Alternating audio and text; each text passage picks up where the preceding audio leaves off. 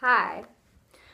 The last part of the body I want to work in our exercise would be our legs, specifically our quadriceps and our hamstrings. And I have this great exercise that anyone can do. I know this for a fact because I could do it even right after surgery on my knee. We're going to do a squat, and we're going to do it with our back against the wall. And in the squat, you want to keep a 90-degree angle in your knees.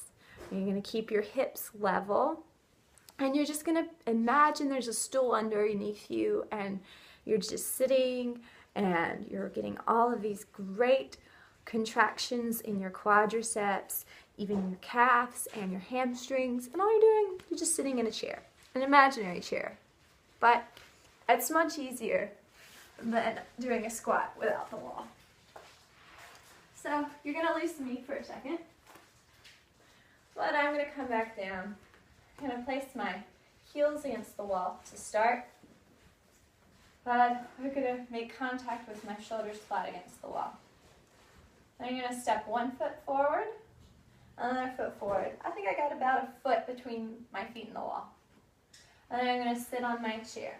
Well, you might have to adjust your feet to find that 90-degree angle and widen your stance to keep your hips level.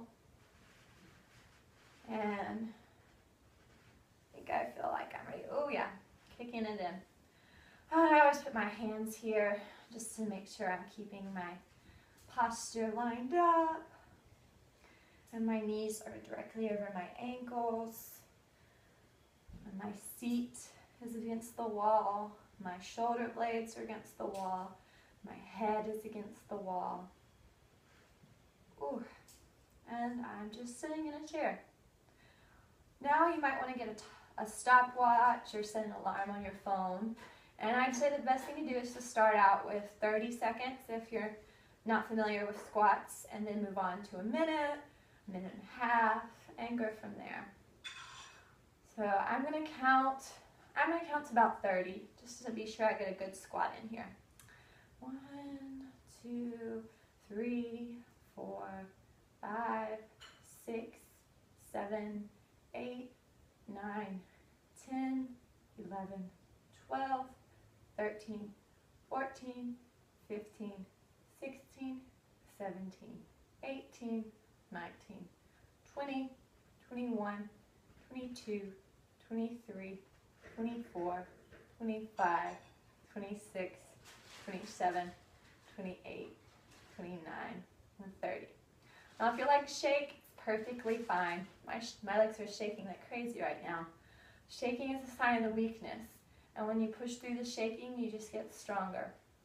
So I'm going to take my little shakes. I'm going to press against the floor and lift my body back up. And I'm going to stretch it out. Reach to the floor. Stretch out my hamstrings. And then I'm going to grab a hold of my foot. If you can't bring your foot all the way up to your seat, you're still getting a stretch by holding it here. But to feel the stretch more, you're going to aim your knee to the floor. Right under your hip.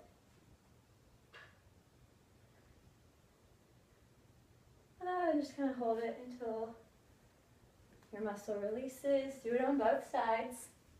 You know, this might be a good enough stretch for you, depending on your flexibility. You know, you have looser joints, you might need to go a little further. You have tight hip flexors, not so much. Do what's good for your body. Whew. This one's a little tighter on this side.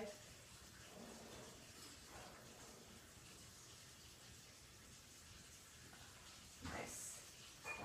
Whew. And that, my friends, is the easiest, most simple way to work out your legs.